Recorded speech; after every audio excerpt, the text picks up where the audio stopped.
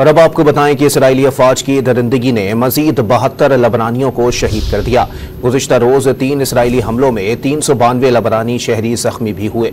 Israeli फौज ने गुज़िश्ता शाम मशरिकी लबनान के शहर बेका और हरमल शहर के इर्द गिर्द हमले किए। गैर मुल्की खबर एजेंसी का कहना है कि 3 इसराइली हमलों ने शहर को निशाना बनाया। लबनानी वजारत सेहत के मुताबिक इन हमलों से 72 अफराद जाँ बहक जबकि 93 से ज़ायद जख्मी हुए। इसराइल की लबनान में पीर के रोज़ से जारी बमबारी से सिर्फ 3 रोज़ में 90,000 से ज़ायद लबनानी शहरी नकल मकानी पर मजबूर हो गए।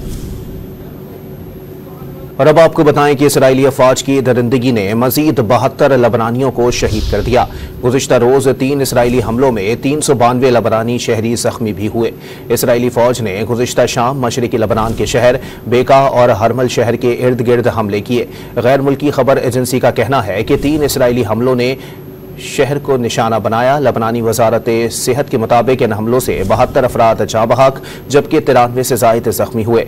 इसराइल की लबनान में पीर के रोज़ से जारी बमबारी से सिर्फ 3 रोज़ में 90,000 से ज़ायद लबनानी शहरी नकल मकानी पर मजबूर हो गए।